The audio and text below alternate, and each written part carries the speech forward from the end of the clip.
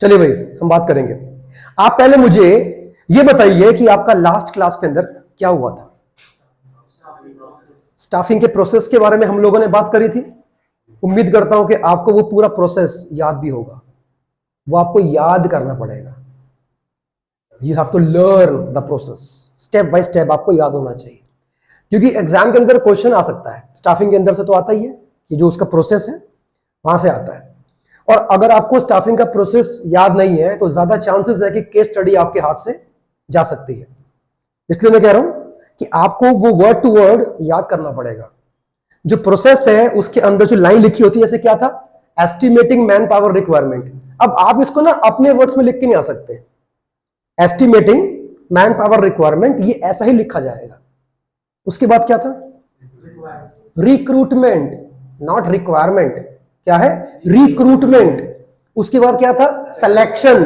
उसके बाद क्या था, प्लेसमेंट एंड ओरिएंटेशन। उसके बाद क्या था, ट्रेनिंग एंड डेवलपमेंट। के बाद क्या था, परफॉर्मेंस अप्रेजल। के बाद क्या था, प्रमोशन एंड करियर प्लानिंग। उसके बाद कंपनसेशन। क्या आपको सारे के सारे स्टेप्स के मतलब पता है?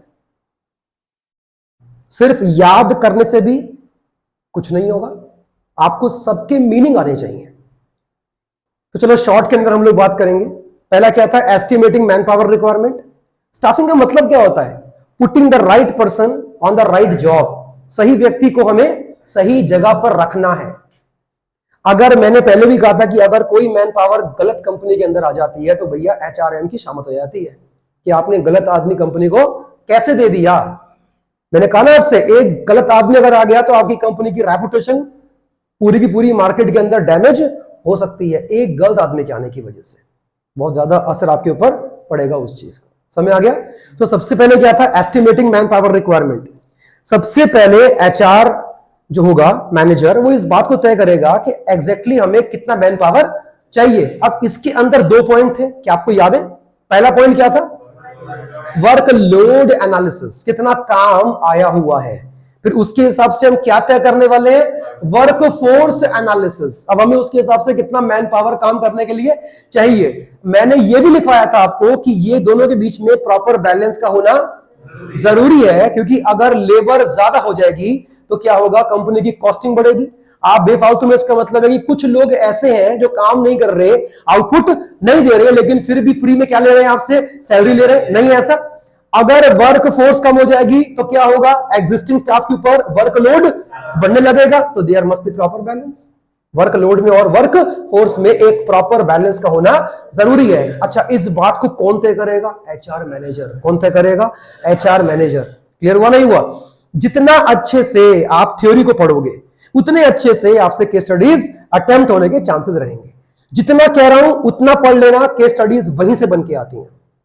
क्लियर हो गया?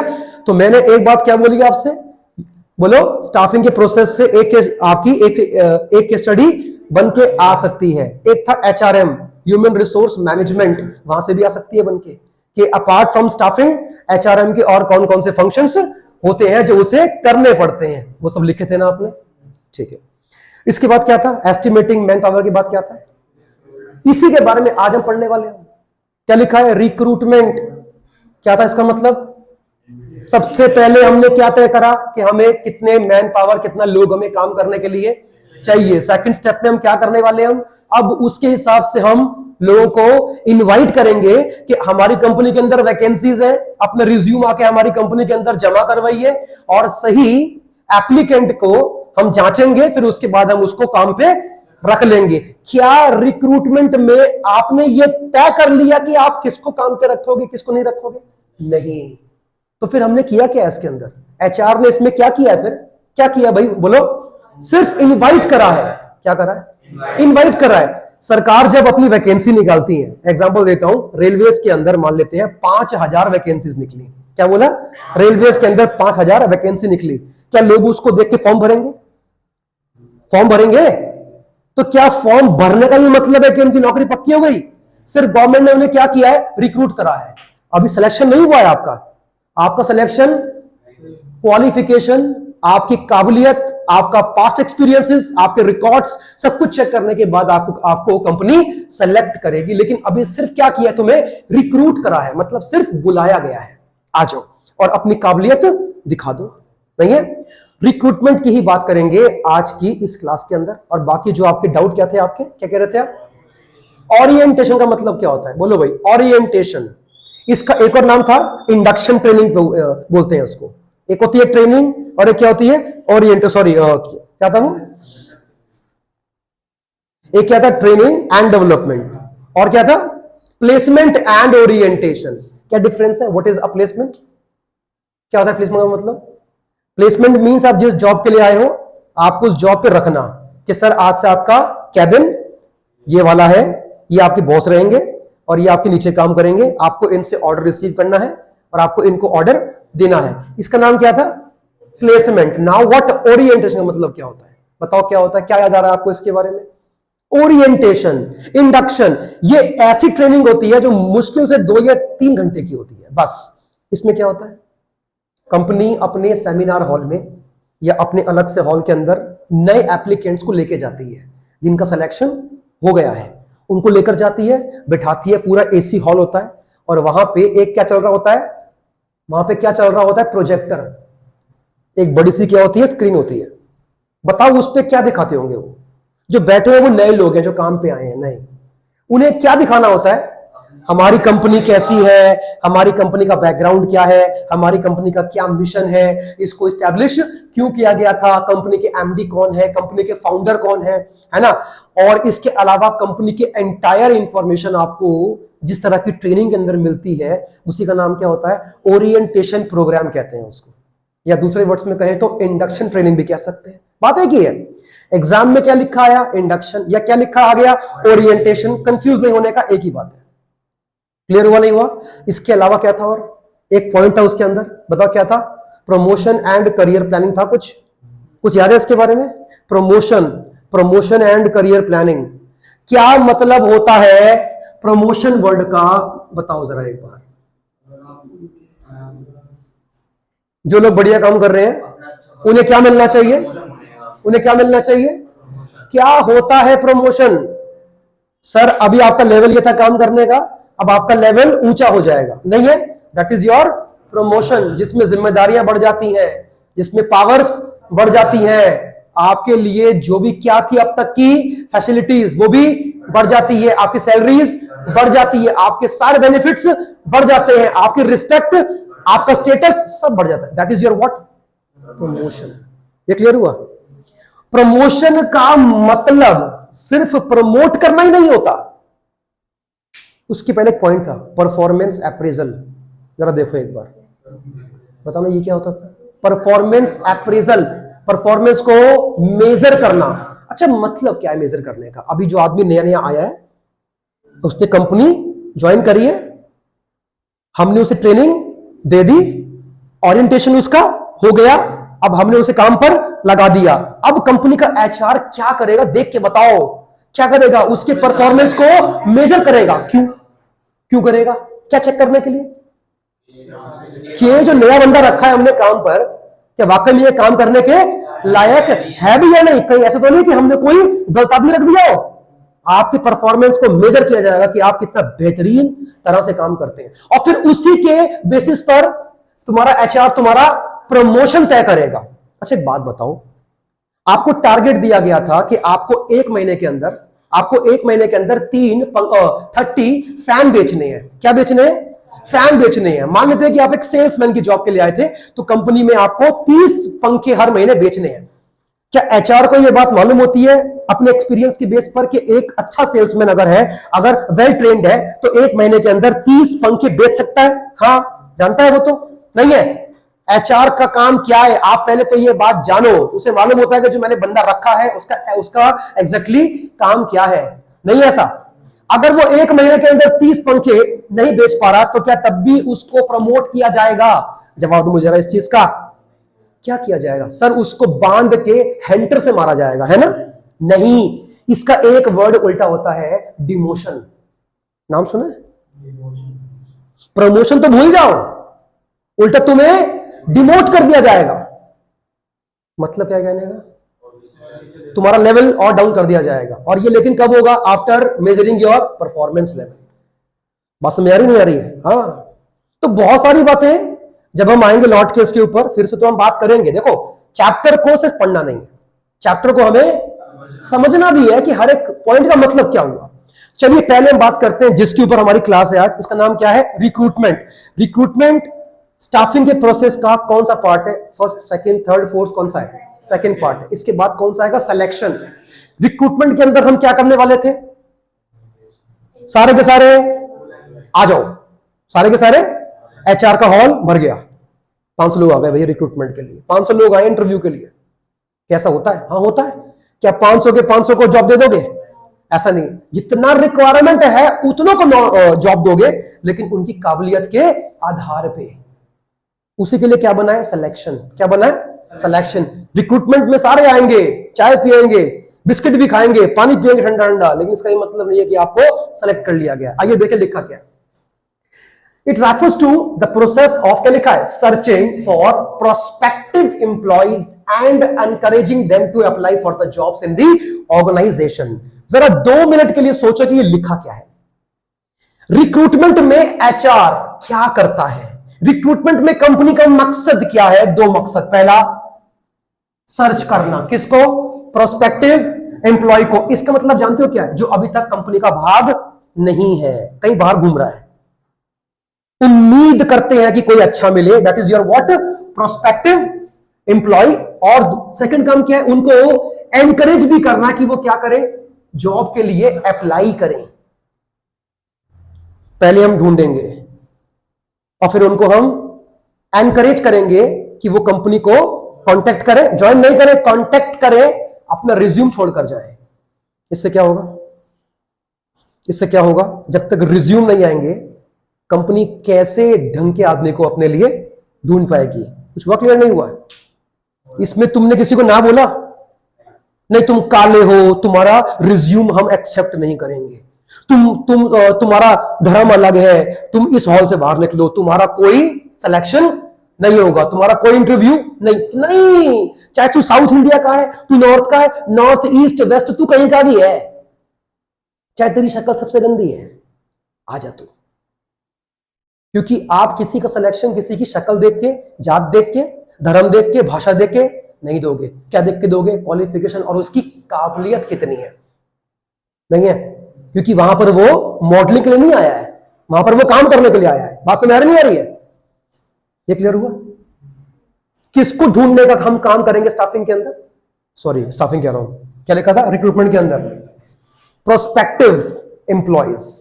क्या मतलब है प्रोस्पेक्टिव का? जो अभी तक कंपनी का पार्ट नहीं है, कहीं बाहर घूम रहा है। हम चाहते हैं कि वो आए, वो आए और अपने आप को कंपनी के सामने रखें, फिर हम उसकी काबिलियत को जांचेंगे और उसी के बेस पर हम ये फैसला करेंगे कि वो कंपनी के अंदर काम करने के लायक है या नहीं। और मैं अभी भी कह रहा हूं, रिक्रूटमेंट में फैसला नहीं होता, रिक्रूटमेंट में खाली क्या होता है? सिर्फ बुलाया जाता है। बात समझ आ रही है? लकी जी आगे बढ़े। अरे बोलो भाई, चलो जरा पढ़ने क्या लिखा है। रिक्रूटमेंट के सोर्सेस कौन कौन से होते हैं, इस पर लिख लो मोस्ट इंपॉर्टेंट। क्या बोला? Most important. एग्जाम में केस स्टडी के अंदर क्वेश्चन बन के आ सकता है। रिक्रूटमेंट के सोर्सेस कौन कौन से होते हैं, कि मतलब अगर रिक्रूटमेंट करने पे आए एचआर मैनेजर, तो उसके पास रास्ते कौन कौन से हैं, बंदे ढूंढ कहां से सकता है। पहला कौन सा सोर्स है उसके पास? Internal source. क्या बोला? Internal source. सेकंड क्या लिखा है? External source. जरा उसका नाम देखो, इंटरनल सोर्स का मतलब क्या हुआ? हम ऑर्गेनाइजेशन के बाहर से आदमी नहीं ढूंढेंगे, हम कंपनी के अंदर से ही ढूंढेंगे। अगर मैंने इस सोर्स का इस्तेमाल किया तो मैंने किसका इस्तेमाल किया? इंटरनल सोर्स का इस्तेमाल किया अपनी वैकेंसीज को फिल करने के लिए। बात समझ में आ रही है? एग्जांपल देता हूं। हमारा स्कूल है, क्या है? हमारा स्कूल है। एक टीचर 10th क्लास के अंदर काम करती है, बच्चों को टीच करती है एसएसटी। क्या पढ़ाती है?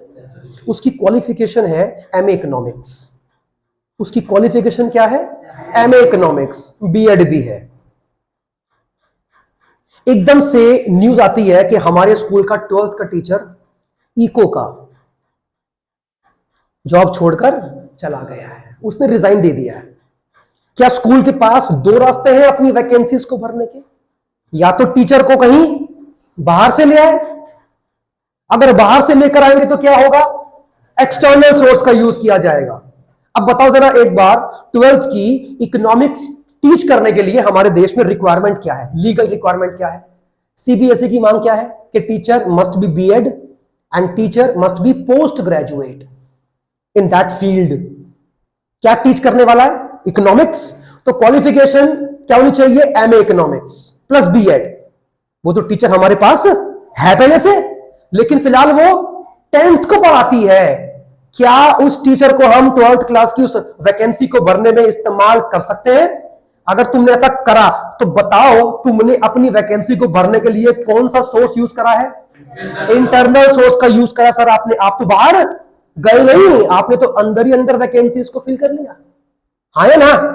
लेकिन अगर उसके पास प्रॉपर क्वालिफिकेशन ना होती, क्या आप उसको उस काम पे लगाते?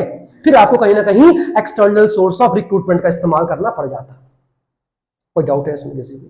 क्या समझे? देखो मैंने एग्जांपल दिया, लेकिन आप लोगों ने शायद ध्यान नहीं दिया मेरी बात पर। बोला क्या मैंने? ठीक है, अंदर से हमने वैकेंसीज को भर ली, नहीं है?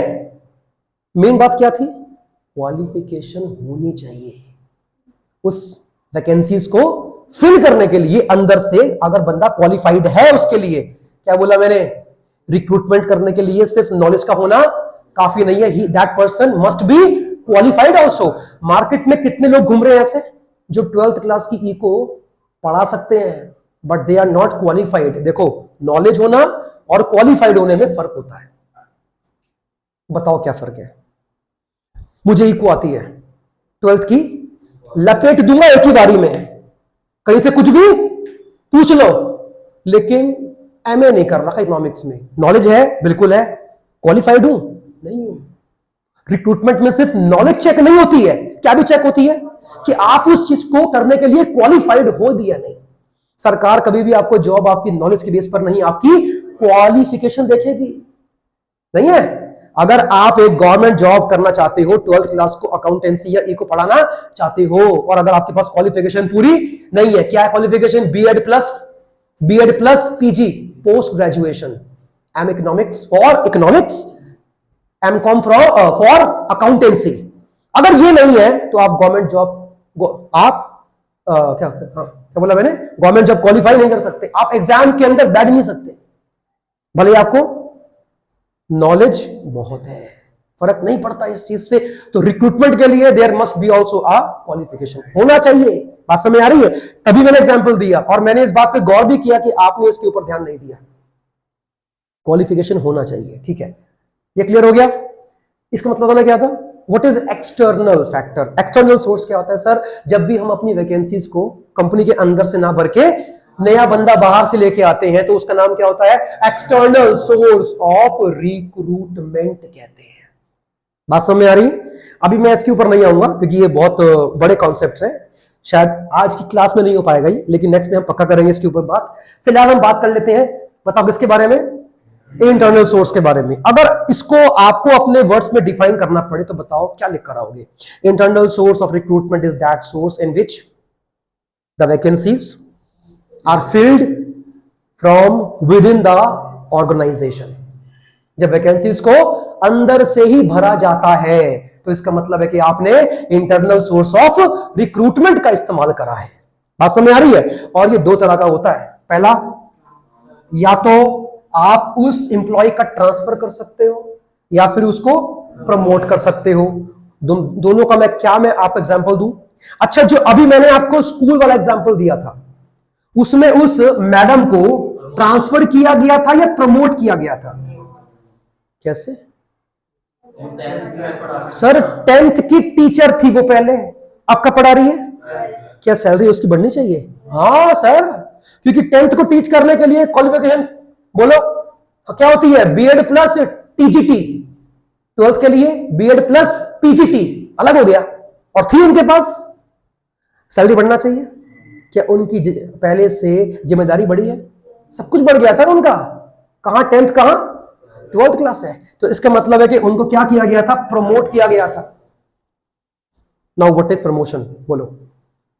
जब एम्प्लॉय को छोटे लेवल से उठा के ऊपर लेवल पे लेकर जाए, मतलब वर्टिकल, वर्टिकल ऐसे ऐसे। अगर ऐसे बोलता उसे बोलते horizontal transfer. That is your what, horizontal transfer. बात समझ नहीं आ रही है?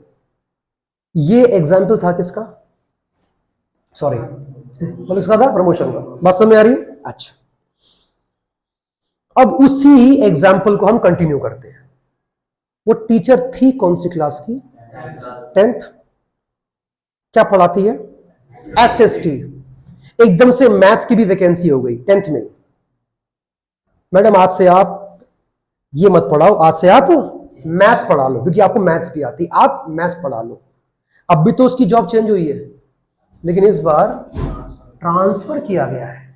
सैलरी बढ़ेगी, क्यों सर? पहले भी 10th में थी, अब भी 10th में है, सिर्फ क्या बदला, सब्जेक्ट बदला है।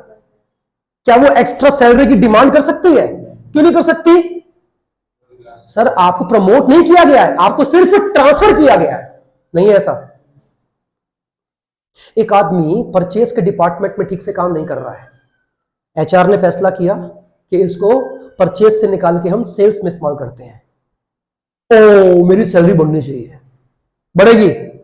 परचेज डिपार्टमेंट भी कहां पे होता है, मिडिल लेवल पे। सेल्स भी कहां पर है, मिडिल लेवल पे। क्या उसको प्रमोट किया गया है? उसे क्या किया गया है? उसे ट्रांसफर किया गया है। तो किस बात की सैलरी बढ़नी चाहिए आपकी?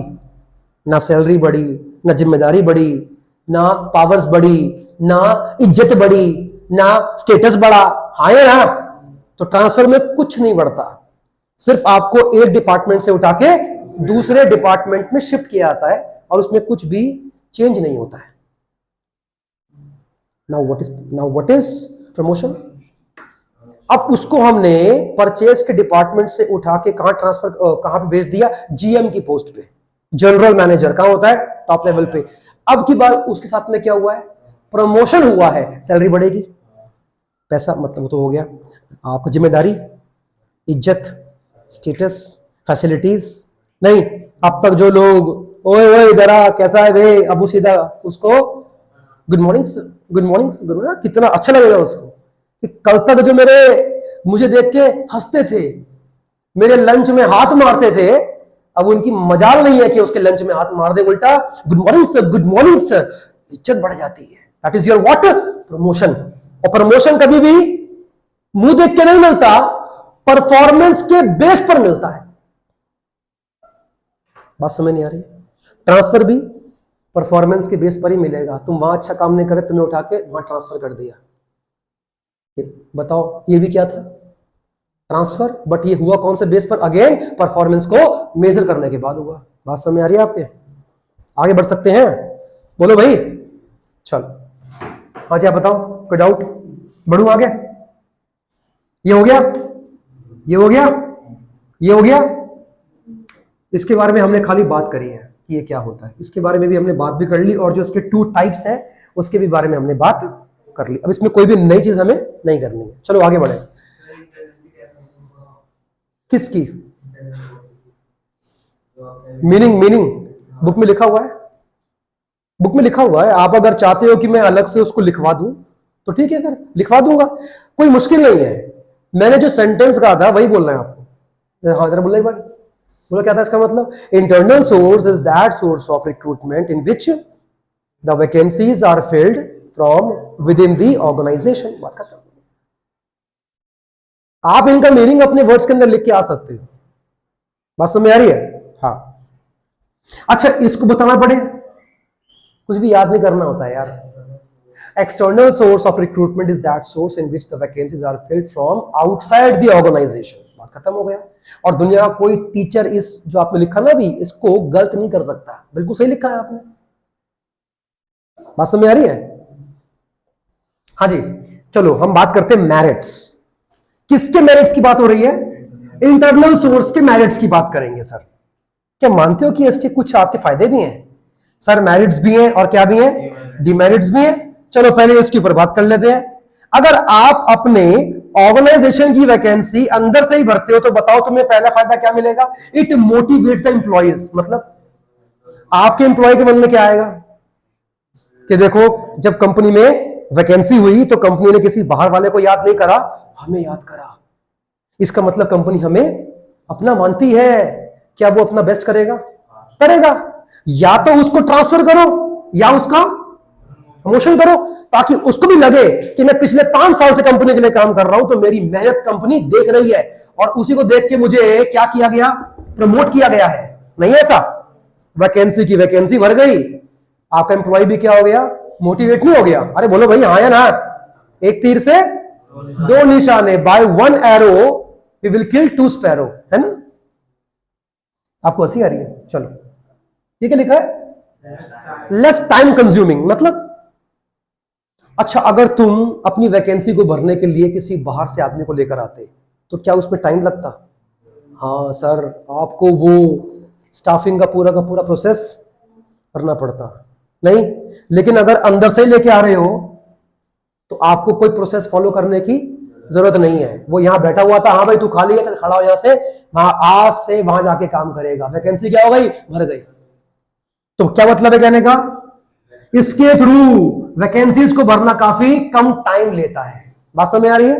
नेक्स्ट, पढ़ना क्या लिखा है? महंगा है ये? क्या ये प्रोसेस महंगा है? आपने अंदर से वैकेंसी भर ली, आपका खर्चा क्या हुआ है? कुछ भी नहीं। बाहर से लेके आते तो टीवी में ऐड निकालते, मैगजीन्स में ऐड निकालते, अखबार में ऐड निकालते, पैम्पलेट छापते, नहीं है, लोगों से बोलते, उन्हें कमीशन देते, नहीं है, इतना खर्चा होता है भैया। देखना, अभी मैं आऊंगा इसके ऊपर, तब आप जान पाओगे कि एक्सटर्नल सोर्स काफी एक्सपेंसिव होता है। क्यों होता है, बात करेंगे इस बारे में भी। महंगा है ये। कोई बाहर का आदमी आपकी कंपनी में काम करने के लिए क्यों आएगा, और इतनी आसानी से क्यों आ जाएगा? ये महंगा है? इंटरनल रिसोर्स है नहीं महंगा। मैंने आपको मैंने एग्जांपल क्या दिया था? एक टीचर कहां काम करती थी 10th क्लास में, आपने क्या बोला? आज से 12th को पढ़ाओ। तुम्हारा इसमें कौन सा खर्चा हुआ? कोई खर्चा नहीं हुआ। बस एक खर्चा होगा, क्या? तुम्हें उसको अगले महीने से सैलरी थोड़ी ज्यादा पे करनी पड़ जाएगी, बस। एक्स्ट्रा कितनी मांग लेगी वो तुमसे? समझ आ रहा है? नेक्स्ट, मतलब क्या है इसका? देखो, ट्रेनिंग थोड़ी बहुत तो होती है, लेकिन उतनी नहीं होती है कि बहुत लंबा मामला जो है खिंच जाए। इस वाले एग्जांपल के अंदर इको वाली टीचर को आपको एक्स्ट्रा कोई ट्रेनिंग देने की जरूरत, क्योंकि उसका सब्जेक्ट ही क्या था? इको है, उसको आता ही है, तो किस बात की ट्रेनिंग दोगे तो उसको? क्लियर हुआ? नेक्स्ट, ओरिएंटेशन सर उनको दी जाती है जो आपकी कंपनी के बारे में कुछ अभी आए नए कंपनी के बारे में, कंपनी का बैकग्राउंड क्या है, कंपनी का ये क्या है, कंपनी का मिशन क्या है, एम क्या है, टारगेट्स क्या है। लेकिन जो पहले से ही काम कर रहा है अंदर, वो तो कंपनी के बारे में सब जानता ही है। तो भैया, ओरिएंटेशन के अंदर भी कोई खर्चा, कोई टाइम नहीं लगता होगा। आपको उसे कंपनी से फैमिलियर नहीं करवाना, क्योंकि कंपनी के बारे में वो सारी की सारी बातें पहले से ही जानता ही होगा। नेक्स्ट, ये पॉइंट क्या कहता है ये बताओ? यूज ऑफ, अगर पढ़ना क्या लिखा है? सरप्लस लेबर्स या मैन पावर यूज कर रहे हो उसको। एग्जाम्पल दे दूं? चलो एग्जाम्पल देते हैं। मार्केटिंग के डिपार्टमेंट के अंदर 5 लोगों की रिक्वायरमेंट है, लेकिन वहां पे 7 लोग काम कर रहे हैं। एग्जाम्पल पर ध्यान देना, बड़ा अच्छा एग्जाम्पल है ये। मार्केटिंग के डिपार्टमेंट में कितने लोगों की जगह है? 5 लोगों की जगह है, लेकिन इत्तेफाक से वहां पे 7 लोग काम कर रहे हैं। परचेज डिपार्टमेंट में 5 लोग चाहिए, लेकिन वहां पे 3 लोग काम कर रहे हैं। क्या इंटरनल सोर्स से आप वो जो एक्स्ट्रा 2 लोग काम कर रहे हैं उस डिपार्टमेंट में, जिनकी जरूरत नहीं है, क्या उनको उठा के आप यहां पे इस्तेमाल कर सकते हो इंटरनल सोर्स में? हाँ। और ऐसा करने से क्या हुआ? वो 2 लेबर जो अब तक आपकी कंपनी में इस्तेमाल नहीं हो रहे थे, अब वो भी इस्तेमाल होने लग जाएंगे। नहीं ऐसा? That is your what effective use of human resources. अभी तक क्या था वहां पे? दे वर वर्किंग एक्स्ट्रा। अगर वो 2 वहां पे नहीं भी होंगे तो भी कोई असर नहीं पड़ेगा, लेकिन अगर यहां पे 2 कम रह जाएंगे तो असर पड़ेगा। क्या किया आप लोगों ने? आपने इनडायरेक्टली अपने मैन पावर का अच्छे से इस्तेमाल भी कर लिया, वैकेंसी की वैकेंसी भर गई। बात समझ आई? आगे बढ़े। नेक्स्ट, ये हो गया। आप क्या पढ़ने वाले हैं बोलो? डिमोटिवेशन। डीमेरिट्स लिखा है, डीमोटिवेशन, ठीक है। नो फ्रेश टैलेंट, ये क्या है? अगर इंटरनल सोर्स से ही वैकेंसी भरते हो तो तुम्हें क्या नहीं मिलेगा? फ्रेश टैलेंट नहीं मिलेगा। अगर बाहर से लेके आते तो क्या पता सबसे अच्छा मिल जाता, लेकिन आपने अपनी वैकेंसीज अंदर से ही भर ली, वही मिलेगा जिसके बारे में आप पहले से ही जानते हो, और उसका टैलेंट भी आप जानते हो, उससे ज्यादा वो एक्स्ट्रा आपको नहीं दिखा सकता। अच्छा, लेकिन अगर बाहर से लेके आते, अगर एक्सटर्नल सोर्स का यूज हमने किया होता तो शायद सबसे अच्छा मिल जाता, लेकिन उस चीज से अब आप वंचित रह गए, क्योंकि आपने यूज ही कौन सा किया? सोर्स, इंटरनल सोर्स यूज कर लिया। बात समझ आ रही है? ये पहला कमी है इसकी। नेक्स्ट, एम्प्लॉइज में बिकम लेथार्जिक, मतलब लेजी, आलसी हो जाएंगे। क्यों? एम्प्लॉइज को एक बार अब क्या है मालूम अच्छे से कि जब भी कंपनी में क्या होती है, वैकेंसी होती है, तो कंपनी कभी भी बाहर के आदमी का इस्तेमाल अंदर से ही करती है। तो क्या उनको लाइफ में कभी आगे बढ़ने के लिए क्या वो कभी होंगे मोटिवेट? एग्जांपल देता हूं, एग्जांपल से ढंग से समझ में आएगा। दो एग्जांपल। सरकारी नौकरी करने वाले, गवर्नमेंट जॉब करने वाले, क्या वो काम ज्यादा करें या कम करें, क्या उनको प्रमोशन हर साल मिलनी है? हाँ, सैलरी उनकी हर साल बढ़नी है, चाहे का काम ज्यादा करेगा। क्या वो कभी एक्टिवली काम, क्या वो कभी, आपने कभी ध्यान दिया कि वो एक्टिवली काम कर रहे हो? वो क्यों नहीं करते काम एक्टिवली? क्योंकि उनको क्या मालूम है, काम करे या ना करे कोई हमें जॉब से निकालेगा ही नहीं, हर साल का प्रमोशन फिक्स है, सैलरी का इंक्रीमेंट फिक्स है, तो फिर मेहनत क्यों करें? मेहनत, वो क्या हो चुके हैं? आलसी हो चुके हैं। क्योंकि अगर इंटरनल सोर्सेज सही, अगर आप रिक्रूटमेंट को हमेशा बढ़ते रहोगे तो उनमें कंपटीशन की भावना कभी नहीं आ पाएगी, जो कि अगला ही पॉइंट है मेरे ख्याल से। देखो ये रहा reduces the spirit of competition. और जब कंपटीशन की भावना नहीं होती तो आदमी कभी भी अपना बेस्ट नहीं करता है।